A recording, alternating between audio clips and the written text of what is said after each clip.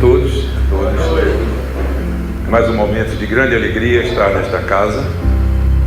E gostaria de transmitir a todos um abraço fraterno de todos que fazem o Núcleo Espírita Jesus no Lar, no outro lado do esporte. Nós estamos aqui, nós estamos do outro lado. O tema vai falar sobre os vícios, a ação da vontade e os vícios.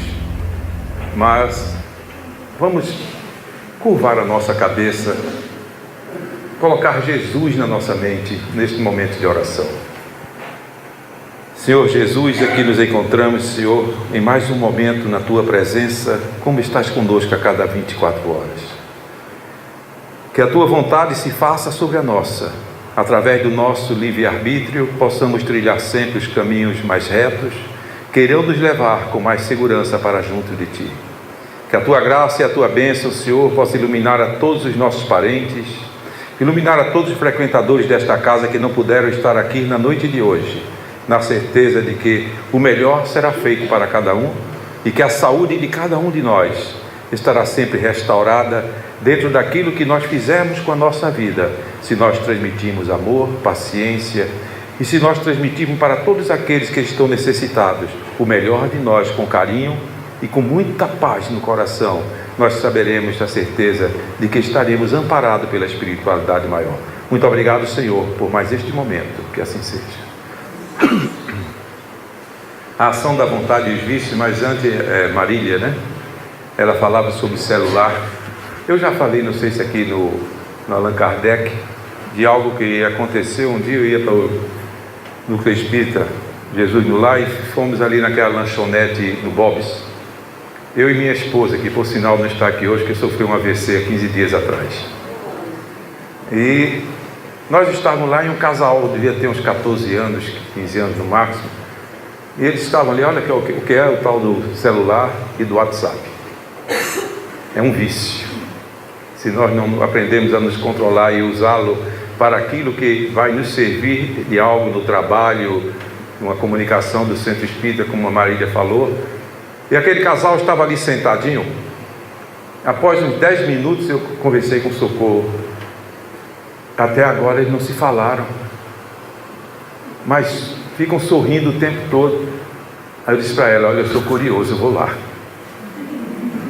Eu me levantei, pedi licença, vocês são irmãos, não é? Disse, não, senhor. Se primos, não, somos namorados. Ah, tá.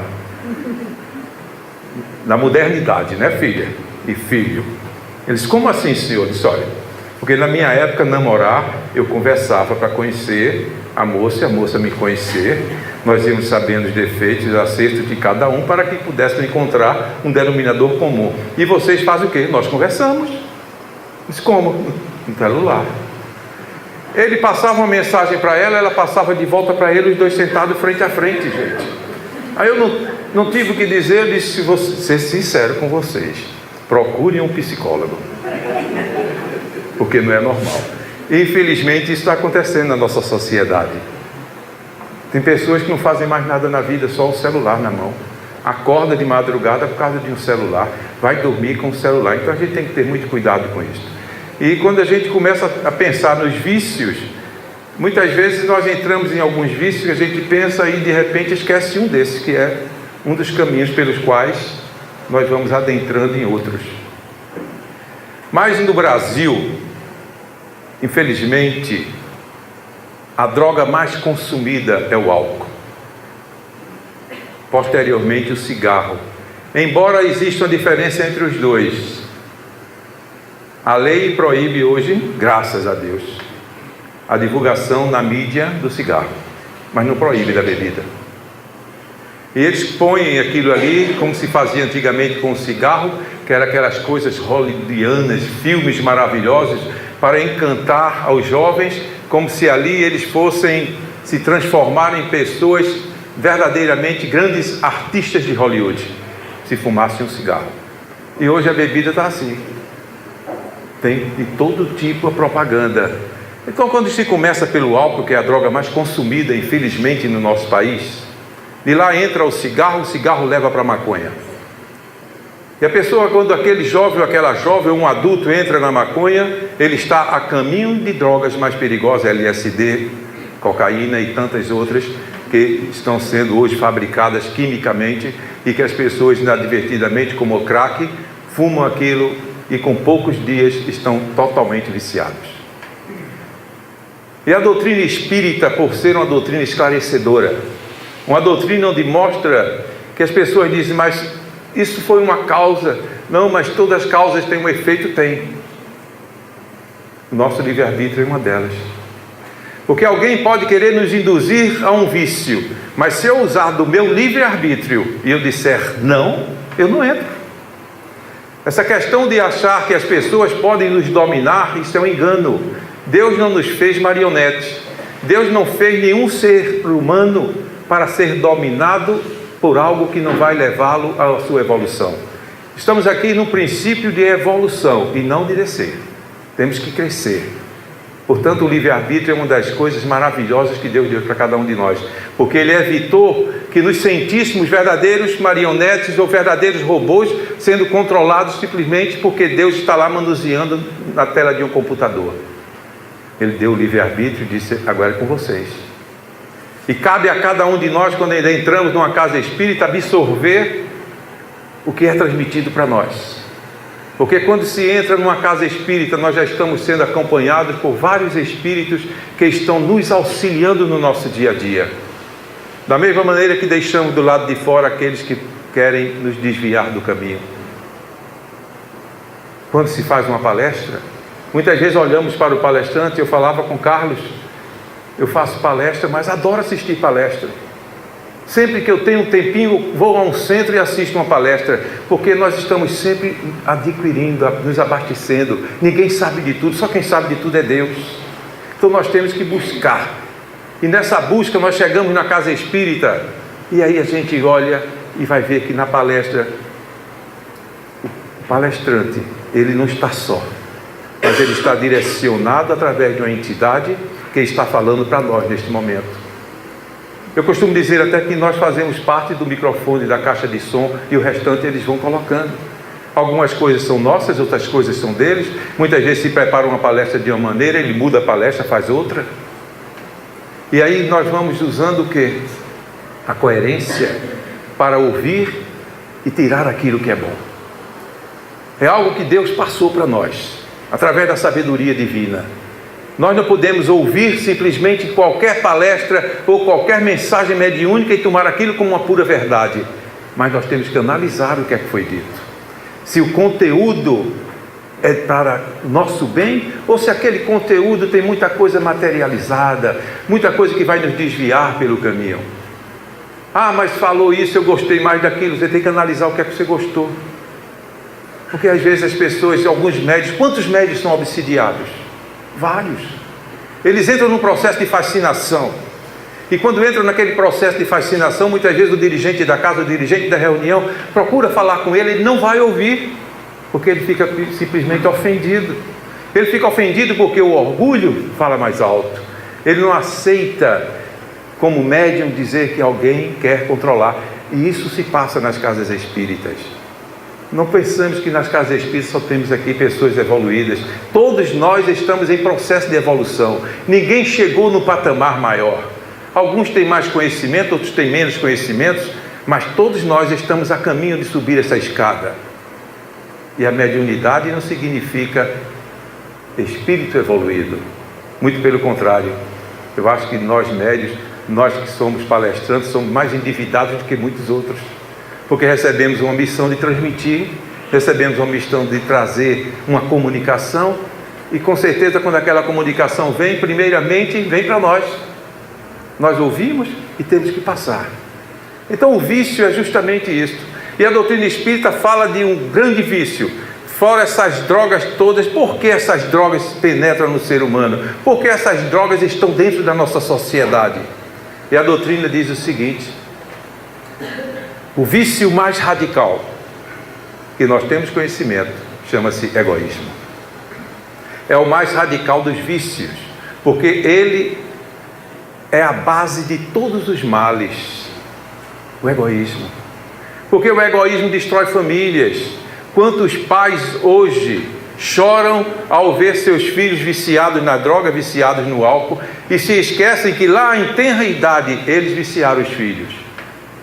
Quantos pais, dentro do seu desconhecimento, crianças estão ali ao redor dele na casa e ele acende um cigarro e faz com que aquelas crianças comecem a fumar com 3 anos, 1 ano de idade e até no berço, porque ele fuma em qualquer lugar. Quantos pais pedem para que crianças de 4, 5 anos, que eu sei e já vi, pedem para que o filho acenda o cigarro e fica rindo, achando lindo porque a criança acendeu o cigarro.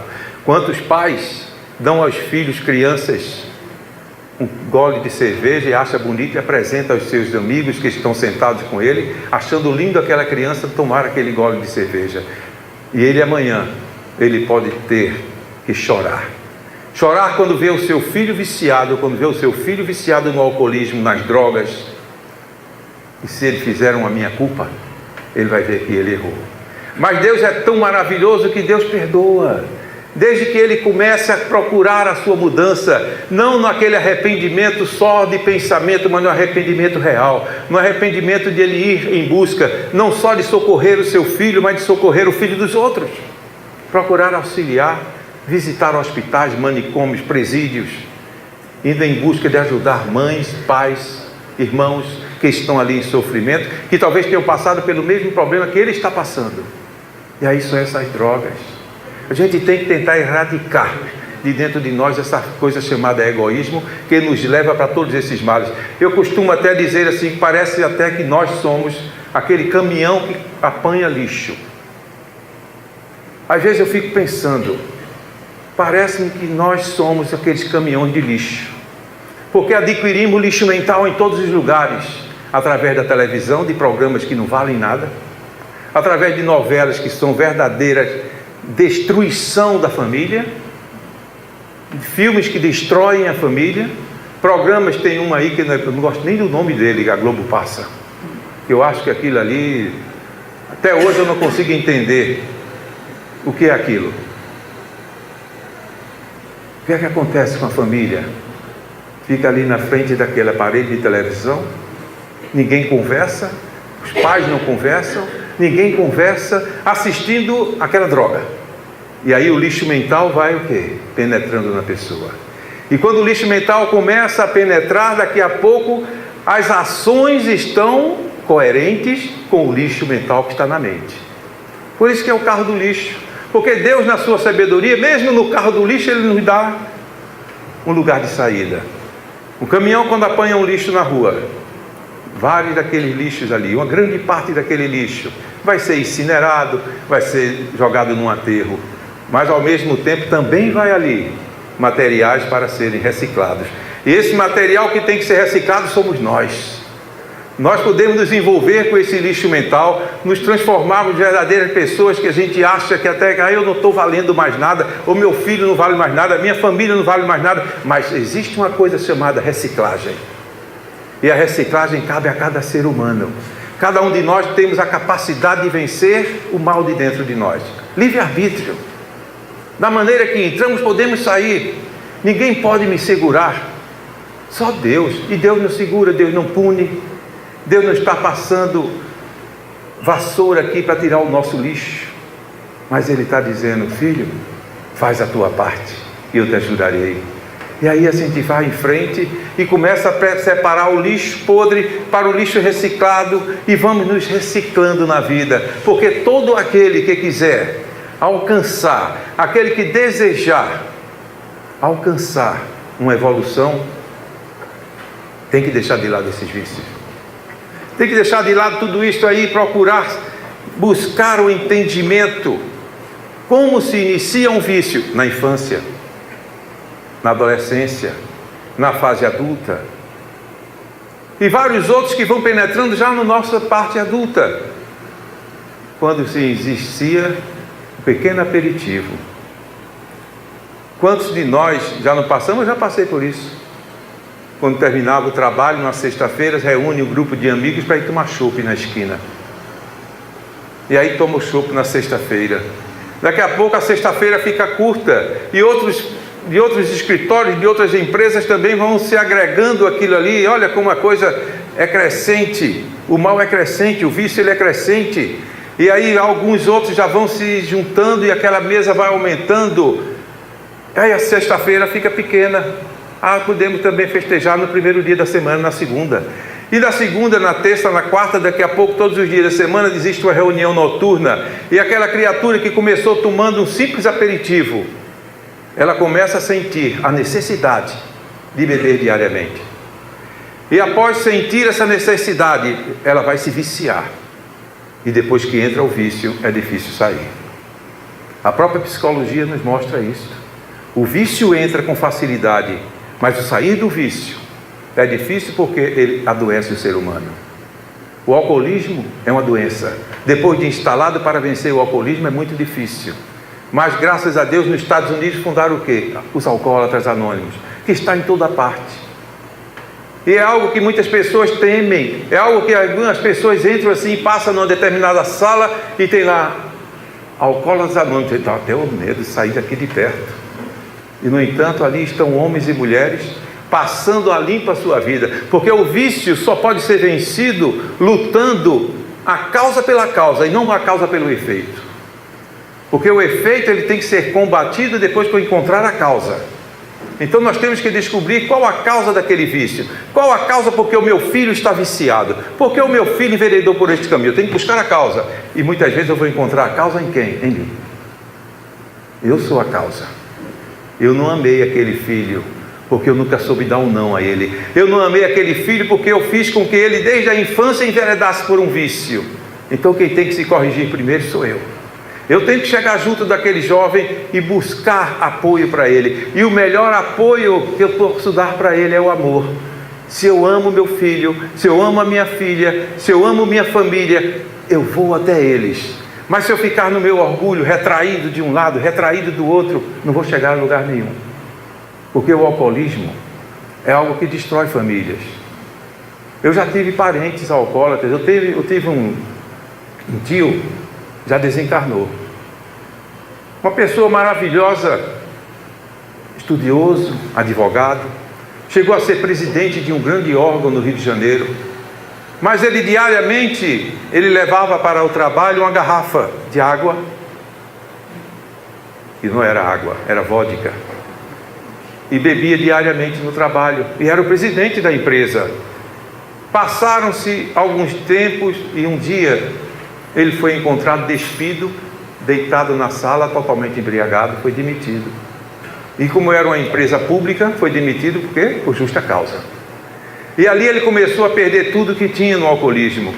Ele perdeu algumas fazendas que ele tinha, foi perdendo casa, acabou com a família, casou com outra, acabou com outra família, e ninguém aguentava, porque é difícil conviver com um alcoólatra. Tem que ter muito amor para que possa ultrapassar esse problema. Por isso, caminhar no vício é algo muito difícil que nós, adultos, nós que fazemos parte de uma casa espírita, nós temos que ter a consciência plena de que estas criaturazinhas que estão no vício, eles não só adquiriram aquilo, como eles não estão sós. Existe assim de espíritos que também desencarnaram viciado no álcool, viciado nas drogas, que acompanham aquela criatura. São chamados vampirizadores. Eles estão ali sugando a energia daquela criatura. Porque eles conseguem se abastecer com aquele teor do álcool. Eles só conseguem se abastecer com o teor do cigarro. E esse meu tio, infelizmente, aquele homem que era um exemplo na família, foi descendo de ladeira abaixo através do alcoolismo. Ao ponto que tem fatos até grotescos, parecia até piada, quando um amigo nosso que o encontrou um certo dia à noite procurando, ele estava num velório. E procuraram saber de quem era o velório. Ele não conhecia. Mas tinha lá um rapaz sentado ao lado de um caixão. Estava lá um cidadão que tinha desencarnado. E esse meu tio do lado de cá com uma garrafa de cachaça, os dois bebendo e o defunto no meio. E procuraram saber quem é. Ele nunca tinha visto. Mas os obsessores fizeram com que ele chegasse até lá. Mas ele chegou até lá por quê? Porque ele foi levado pelo vício. E porque ele foi levado pelo vício, a gente começava a analisar desde a infância que ele gostava de beber muito, mas não foi podado. Ah, mas eu posso podar meu filho, eu dou um não a ele se desvia. Mas aí você vai ter a consciência plena de que não é a causa. Ele foi buscar a causa em outro lugar, então ele assume a responsabilidade.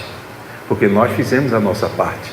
Então nós vamos o quê? Orientar, nós vamos ajudar, nós vamos orar.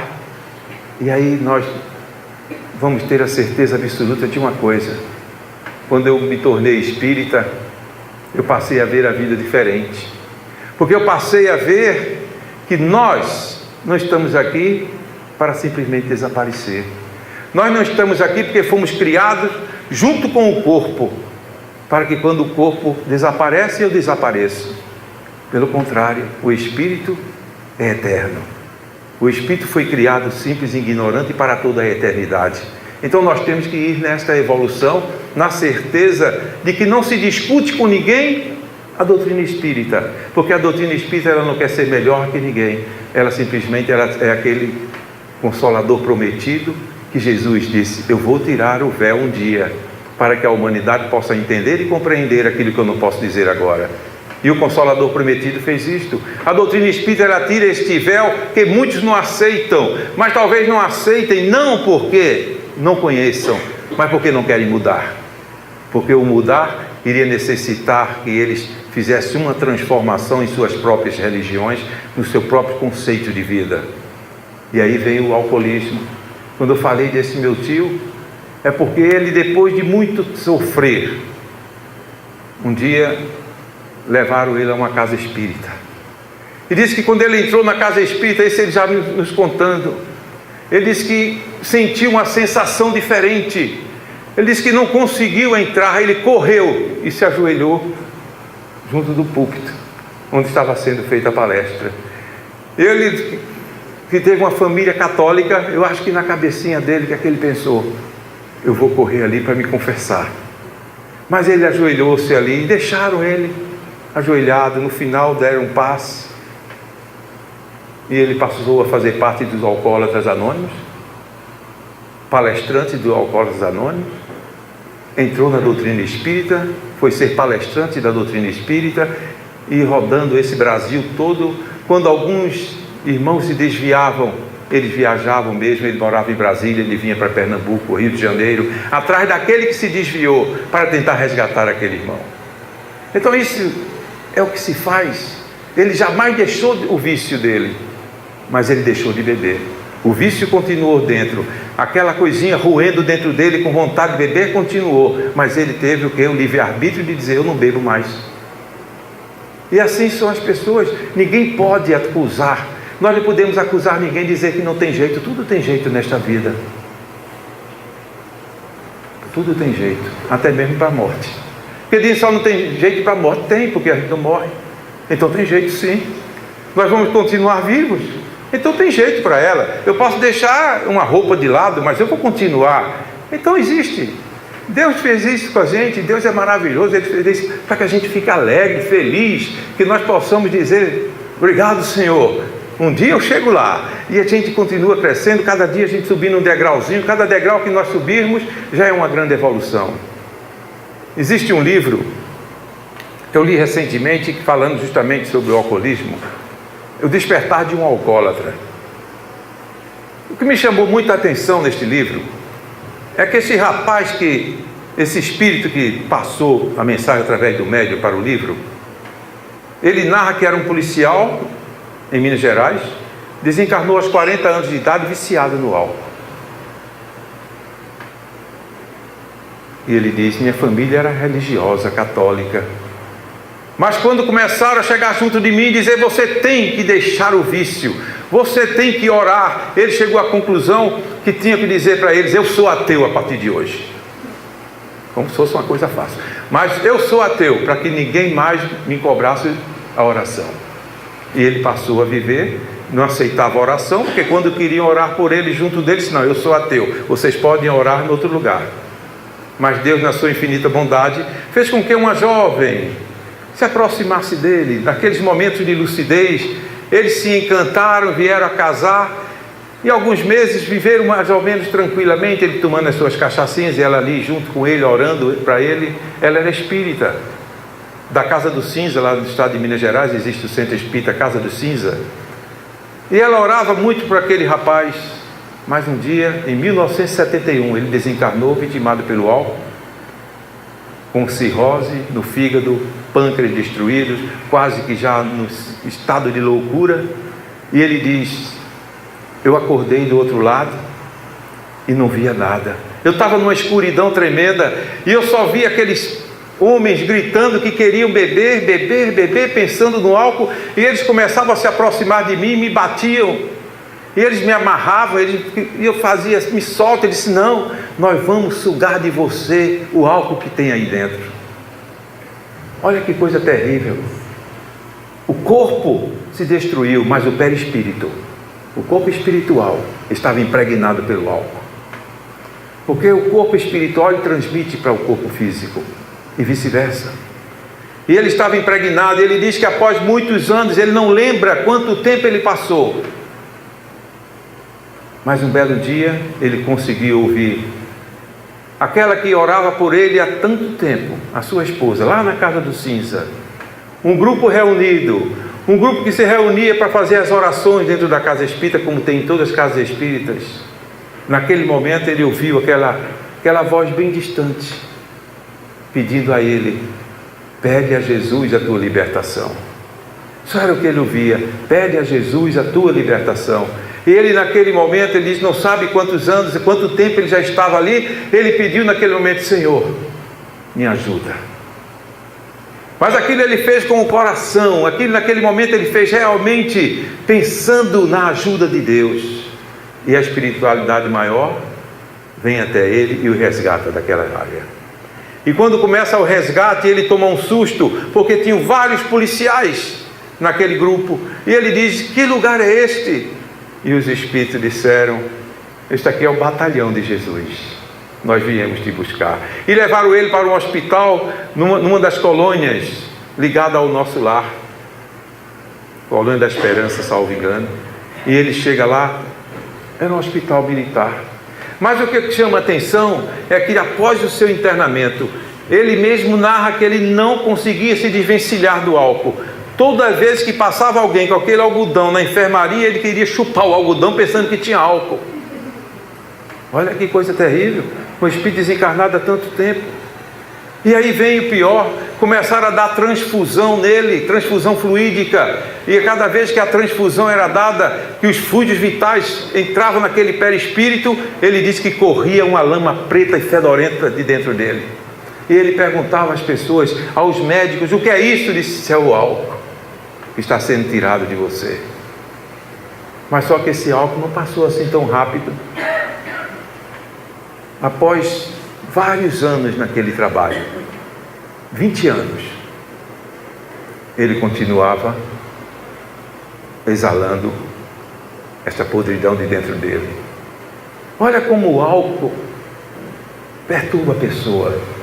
Aquele espírito foi com aquele perispírito doente, entrando em tratamento, que a gente pode pensar: não, mas quando eu desencarnar vai ser o quê? Eu passo 2, 3 anos naquele lugarzinho ali no hospital espiritual e vou ficar bom. Ele passou 32, até o dia que foi permitido que ele viesse até a Casa de Cinza. E ele vem até aquela casa e vê sua esposa, já médium, trabalhando, e ela o reconhece e diz: seja bem-vindo.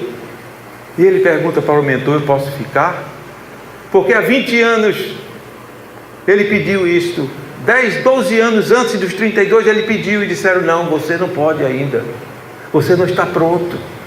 E o tratamento continuou. E 32 anos depois, quando ele chega na presença, que ele reconhece a esposa, ele pergunta: eu posso ficar aqui? Disseram: aqui dentro não, você vai fazer parte do policiamento do centro. Ele diz: mas as minhas pernas são trêmulas. 32 anos aquele perispírito ainda tremia da bebida. Ele ainda estava perturbado. Ele perguntou ao mentor: e no dia que eu voltar, no dia que eu retornar, após tantos cursos que ele participou, o que vai acontecer comigo? Diz: você vai nascer com sequelas, porque você realmente estragou o seu perispírito. Então isso aí, gente, quando a gente analisa o que passou um espírito alcoólatra. Nós podemos analisar o que passa tantas criaturas que nós encontramos no nosso dia a dia.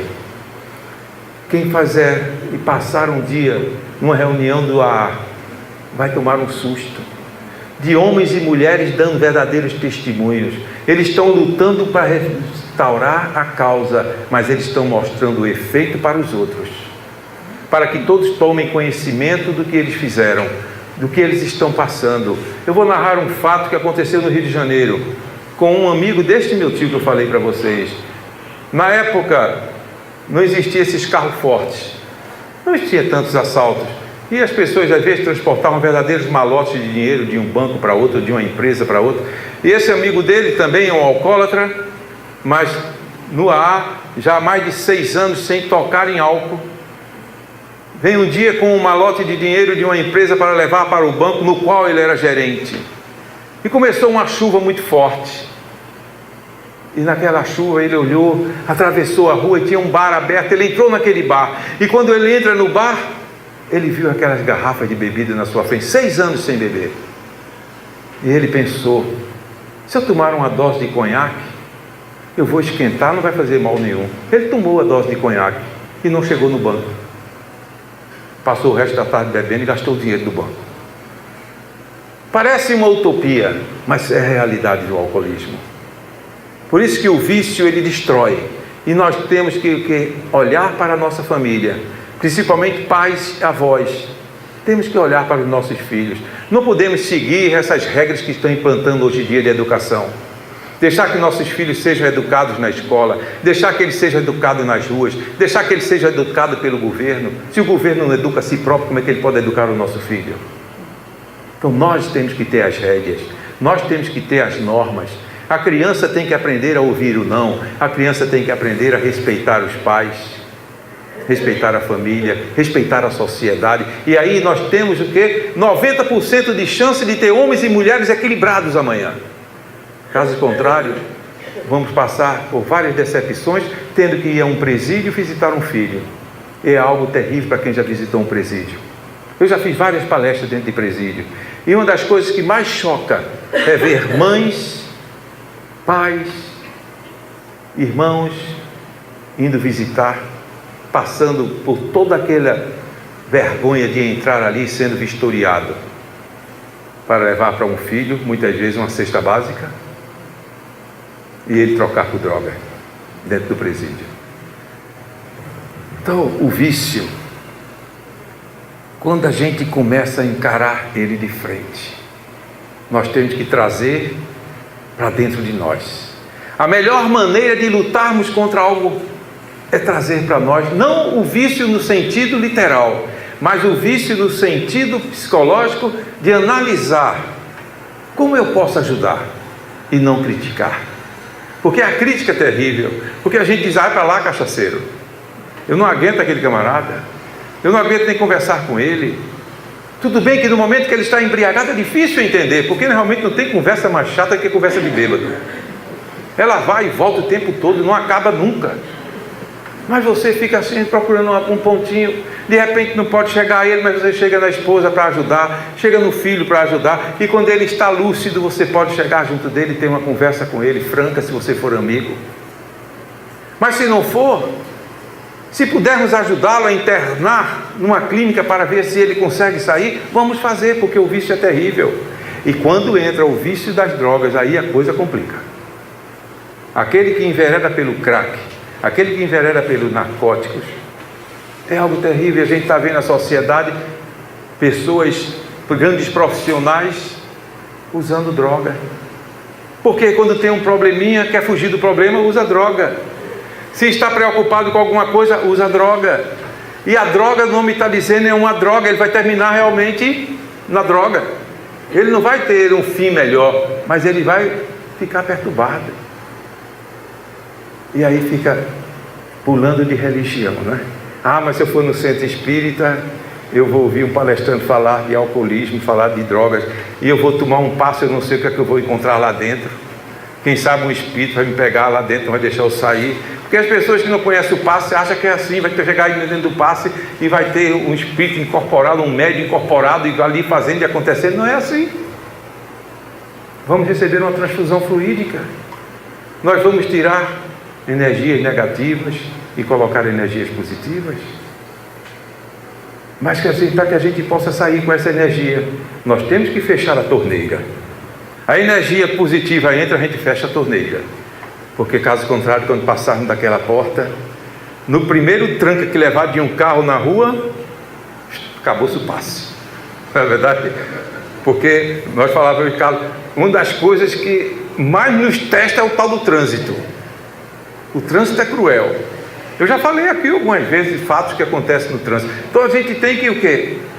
Aquele irmão que me deu um tranca lá, por que ele deu? Meu Deus, deixa ele em frente, mas não você sair atrás para se vingar, porque a vingança é cruel. O que é que diz Jesus lá no capítulo 17 do livro dos Espíritos, no item 1º e 2º? Amai os vossos inimigos, fazei bem aos que vos odeiam e orai pelo que vos persegue. Quando a gente pega essas três, nossa, já dá uma lição de vida. Eu tenho que amar meu inimigo, eu tenho que fazer bem aquele que me odeia, olha aí, e orar pelo que me persegue. Jesus já jogou nas nossas mãos a responsabilidade. Ele disse agora o livre-arbítrio de vocês, analisem e façam. Eu não sei se todos aqui ouviram uma história que passou comigo. Durante muito tempo eu sempre fui muito impaciente no trânsito. Carlos sabe dessa história, alguns de vocês já sabem, mas é bom reprisar, porque o trânsito é uma droga. O trânsito, se nós facilitarmos, nós vamos nos envolver no trânsito como se estivéssemos fumando um cigarro, porque você vai ficando nervoso, se tremendo todo porque não aguenta o trânsito. E eu era um desses. Eu ficava verdadeiramente enlouquecido. E um belo dia, eu já no Espiritismo, faz 30 anos que eu milito no Espiritismo, graças a Deus, e eu dizia para mim, se alguém fizer isso comigo, eu vou ultrapassar. Se fizer, eu vou passar. Se fizer, eu vou passar. E aí bateram no meu carro, eu saí rodando na avenida, embaixo do meu prédio. Minha mulher olhou de lá e eu saí do carro. Olhei para o carro, estava acabada a traseira. O rapaz desceu do outro, disse, ô senhor, me desculpe. Não, sem problema. Me lembrei do que eu estava pedindo. Eu não podia ser de contra, eu queria dizer para o espírito. Eu pedi tanto e de repente eu ia brigar com o homem. Não, eu me abracei com ele e sentamos na calçada. E aí, não, vamos esperar o seguro. Eu tenho seguro, você tem, a gente resolve o problema. Aí desce o pessoal do prédio, diz, o que é isso? É amigo seu assim? Não, conheci agora, é seu fulano, apresentei o homem. E saí feliz, gente. Olha, o carro acabado, mas eu feliz da vida à noite. Minha mulher dizia, o que é que você tem? Eu estou agradecendo, porque eu consegui passar. Mas aí a espiritualidade coloca novamente na nossa frente. Tempos depois, eu nem me lembrava do passar, mas sempre atento. Até hoje eu sou muito atento no trânsito. Aí lá na Bernardo Vieira de Melo, que é um trânsito terrível, me deram um tranca que eu quase que batia com a cabeça no vidro da freada. Aí eu olhei assim, vou atrás desse camarada, ele vai ter que aprender. E realmente acelerei o carro, mas daqui a pouco vem o quê? A mensagem espiritual. Calma, calma, calma. Eu fui diminuindo a marcha, mas o sinal fechou. Quando o semáforo fechou, eu parei do lado dele. Ele olhou para mim e quando saiu deu outro. Travou na minha frente. O sangue subiu. Mas Jesus me ajuda. Meus guias espirituais, não deixa eu ir atrás desse camarada fazer o que eu estou pensando. E eu fui naquela caminhadazinha e lá na frente, uns 200 metros, outro semáforo fechado. Eu disse, agora é impossível, vou ter que parar novamente ao lado dele. Aí quando parei ao lado, me veio algo na cabeça que a espiritualidade manda. Eu arriei o vidro, ele arriou também, disse, o que é? Eu disse, vai com Deus, instrumento da minha evolução. Entendeu? Ele fechou o vidro e acelerou, desapareceu na minha frente e pronto, estava livre do homem. Aí eu gosto de passar isso dos centros espíritas, sabe por quê? Porque é assim que a gente tem que procurar. E a criatura que recebeu aquilo, com certeza ele foi dormir preocupado, né? Porque ele tem consciência que deu tranca ou não tem? Tem. Mas ser instrumento da evolução é um negócio que ele não esperava. Então no mínimo ele foi dormir com aquilo na cabeça. Se ficou, não sei, mas eu pelo menos saí feliz, porque não fiz nada. Minha mulher ria de se acabar do lado, como diz assim, você enlouqueceu, né? Porque todo mundo esperou uma reação e o Espírito mandou, aquilo veio de repente. Então assim somos nós, quando a gente sintoniza, quando nós estamos bem ligados com Deus, com a espiritualidade, com os nossos guias, eles falam com a gente. Muitas vezes eles estão falando e nós não queremos ouvir, porque eu quero ouvir aquilo que eu quero e não ouvir o que eles estão dizendo. É a questão da educação dos pais. Os filhos querem: mãe, olha, eu vou para um barzinho. Ele quer que a mãe diga: vai, meu filho. E a mãe diz: hoje não, você vai ficar em casa. Assim somos nós. Às vezes queremos ir para um lugar, o Espírito barra. Queremos responder algum negócio, o Espírito vem e diz: não é por aí não, filho, mude seu caminho. E a gente tem que mudar, porque eu me preocupo muito quando a gente encontra a nossa juventude hoje envolvida nessas drogas todas, jovens totalmente, aparentemente perdidos, porque não estão, porque ninguém está perdido nessa encarnação. Todos nós estamos aqui passíveis de cair, mas passíveis também de levantar-se. Ninguém vai ficar para sempre no chão, porque ficar para sempre no chão nós teríamos que entrar. Eu que fui católico, já conhecia a doutrina evangélica, e a gente vem no Espiritismo e vê que céu, inferno, purgatório, limbo e tantas essas coisas que acontecem, não existe. Aí diz: mas o céu não existe. O céu é um estado de espírito. Porque se o céu fosse, está lá no livro Céu e Inferno, se o céu fosse o que se pensa dele, a gente pega o livro Céu e Inferno, 163 anos, se eu não estou enganado, foi escrito 163, 165. Kardec recebe dos Espíritos uma grande lição. E aí quando eu começo a analisar, e a gente estuda o céu, eu já vi isso em muitas religiões, principalmente nessas duas que eu falei. Quando a pessoa morre, se for boa, vai para o céu. Se não foi, vai para o inferno. Mas a boa não vai ser bom para ela, porque dizem que no céu a criatura tem que ficar tocando harpa e cantando para Deus, louvando o tempo todo. Ora, será que Deus é tão pequeno para querer ficar por toda a eternidade sentado numa cadeira ouvindo aquela multidão de gente cantando e tocando harpa? Basta nós olharmos para a natureza, o oceano, as matas, então já tão bonitas, tão belas, né? Aí Deus iria ficar com algo tão pequenino. Então já tem um primeiro erro aí. Aí vem o inferno, e diz que no inferno o cidadão vai ficar numa caldeira fervente, incandescente, mas que não derrete ele, ardente, vai ficar ardente, feito alguém que leva uma queimadura e perde a pele, fica ardendo o resto da vida. E como Deus é onipresente, significa o quê? Que Deus já está lá no seu trono, ouvindo harpa, ouvindo cantoria e ouvindo o gemido do outro, porque Ele não é presente em todos os lugares. Então, mais algo que está deixando Deus como masoquista. Aí vem o terceiro, o tal do limbo. Esse limbo, alguém já ouviu falar no limbo, não já? Agora vamos imaginar o tal do limbo. Se dizem que o espírito é criado junto com o corpo, segundo algumas doutrinas aí. Bem, se ele é criado junto com o corpo, primeiro, qualquer droga dessa que ele entrar na vida de vício, não vai valer nada, né? Porque quando ele morrer acaba tudo, então ninguém precisa evoluir. Ninguém precisa ser bom, ninguém precisa se reformar moralmente, nada, porque vai acabar. E nós sabemos que não é assim. Por que é que nasce um perfeito, um inteligente e o outro com deficiência física, deficiente mental? Deus seria um deficiente mental para criar as criaturas assim? Não. Então, se Deus é perfeito, Ele faz pessoas perfeitas para evoluir. Mas vem o tal do limbo e diz assim: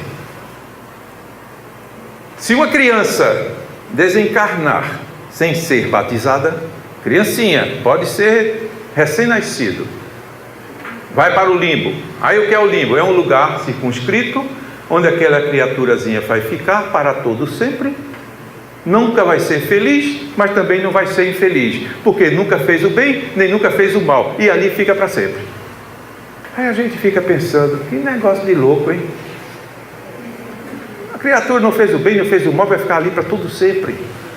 A gente pensa. Aí eu cheguei a uma conclusão. Eu fui interno num colégio quando eu tinha uns 15 anos de idade, e eu fiz uma pergunta ao padre, e até hoje eu acho que ele me encontrar com ele, eu faço de novo, ele não vai responder. Eu perguntei a ele, para que serve o batismo? Aí ele disse, para tirar o pecado original. Eu disse, sim. Mas se minha avó foi batizada, meu avô também. Minha mãe foi batizada e meu pai também. Eu fui batizado, minha esposa também. Como é que eu estou passando essa doença ainda para o meu filho? Não tem cura? Então não está servindo, padre. O senhor vai ter que me explicar. Porque se eu tenho uma determinada doença, eu tomo a medicação, eu tomo a vacina, se pressupõe o quê? Eu vou transmitir? Não, não vou mais transmitir. Mas se eu continuo transmitindo, então aquele remédio não vale de nada. E ele ficou mais, disse, é um segredo de Deus. Não, segredo, não estou procurando segredo, estou procurando o motivo da cura. É lógico, ele não conseguiu, porque ficou no segredo. E segredo, tudo bem, não vou discutir o segredo dele, deixei o segredo dele para lá. Aí vem outra coisa chamada purgatório, que eu também o questionei. Ele não gostava muito de mim, porque eu fiz uma conta, eu passei um ano interno e assistia 3 missas por dia, e eu multipliquei as missas por 300 dias, e cheguei à conclusão que eu poderia passar 25 a 28 anos sem assistir missa, e eu cheguei para minha mãe, que era católica, ainda é bem católica até hoje, mas embora de vez em quando vai assistir palestras nossas lá no Jesus no Lar. Aí eu disse para ela, ela gostava, todo domingo a gente tinha que assistir missa. Eu digo, olha, eu estou fora. Não, você tem que ir. Não preciso, minha querida. Eu tenho de missa porque a senhora não tem. E não é verdade? Aí ela ficou assim, sem entender direito. Eu tive que explicar. Fui na maquininha de calcular, fiz todas as contas direitinho. Disse, está aqui. Olha aqui, olha o meu saldo. E nesse saldo eu conheci o quê? A doutrina espírita. Então não precisei ir para a missa. Conheci a doutrina, que meu pai era espírita. Eu entrei na doutrina espírita, não precisei mais ir à missa. Realmente tinha passado já o período. Mas tudo isso para quê? Para entender o purgatório. O cidadão fez alguma coisa errada, mas não foi para o inferno, mas também não foi para o céu. Mas tinha uma tal de vendas de indulgências, vocês já ouviram falar, né? Aí o camarada chegava e dizia, mas eu posso comprar um terreninho no céu? Terreno no céu. Aí estava lá os bispos, os padres sentados e passavam o atestado e vendiam o terreno. De acordo com os bens da criatura, se ele tinha um terreno de 50 hectares, ele dava 25 hectares e comprava o terreno. Terreno caro, mas comprava o terreno. E ali ele estava livre. Vocês sabem por que nos engenhos de cana-de-açúcar de Pernambuco, a maioria dos engenhos tem uma capela? Porque os escravos eram considerados pela igreja seres que não eram humanos, então poderiam ser agredidos. E quando os senhores de engenho faziam e aconteciam, e que chegava a arbitrariedades maiores, procurava a igreja e diziam, construam a igreja na sua propriedade, que nós vamos celebrar a missa, você vai dar um dízimo para nós e seus pecados estão perdoados. No Jesus no Lar, um dia desse aí, um certo dia, uma entidade, na reunião mediúnica, ela se apresentou altamente revoltada. Sabe por quê? Porque ela comprou e não conseguiu encontrar o terreno dela.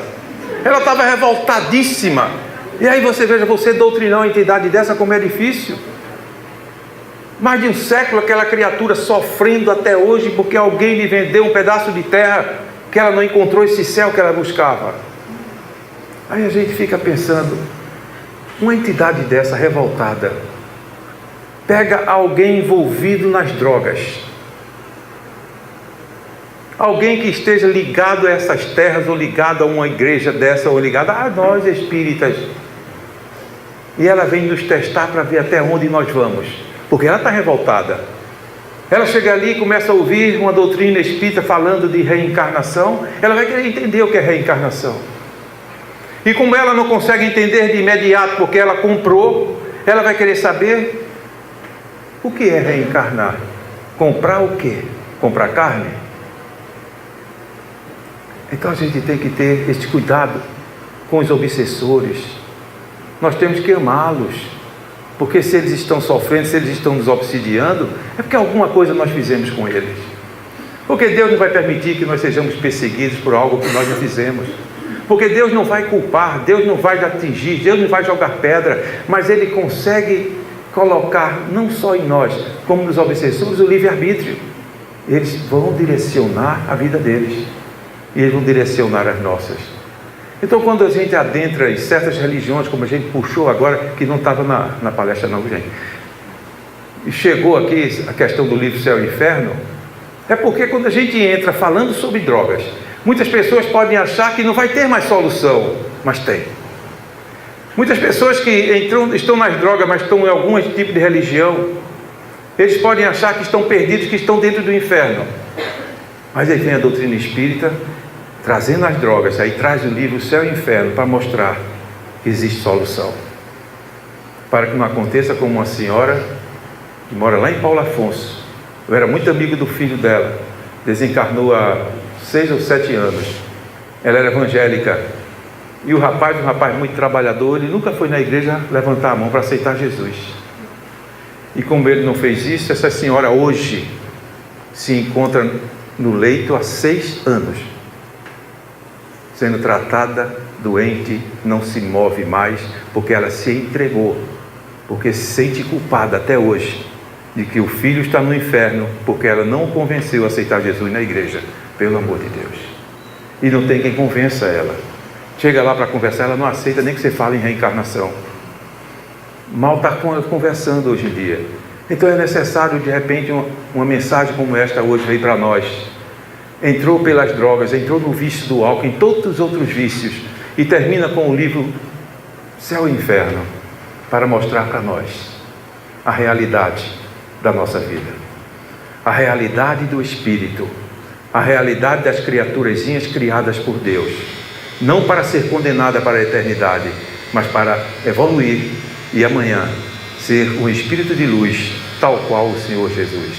Que Deus abençoe vocês todos, ilumine-os, que vocês levem para suas casas, nas suas mãos, a luz de Cristo. Leve nos seus olhares o olhar de Jesus, no alto daquela cruz, pedindo a Deus que perdoasse a todos que não sabiam o que faziam. E no seu abraço, alguém que estiver sofrendo no seu lar, alguém que estiver desesperado no seu trabalho, abrace-o. E aí você vai ter a certeza que estarás transmitindo o amor de Cristo para todas as criaturas. É isso que a gente vem buscar hoje. É isso que nós estamos levando hoje para o nosso lar. Daqui do Allan Kardec, a bênção que vem do alto para nos amparar, nos curar e nos dar a possibilidade de levar a cura para aqueles que sofrem. Que Deus nos abençoe. Muito obrigado a todos. Desejo uma boa noite e o meu muito obrigado pelo convite, que é sempre um prazer estar nessa casa. Vou passar para Marília fazer a oração de encerramento. Que Deus abençoe.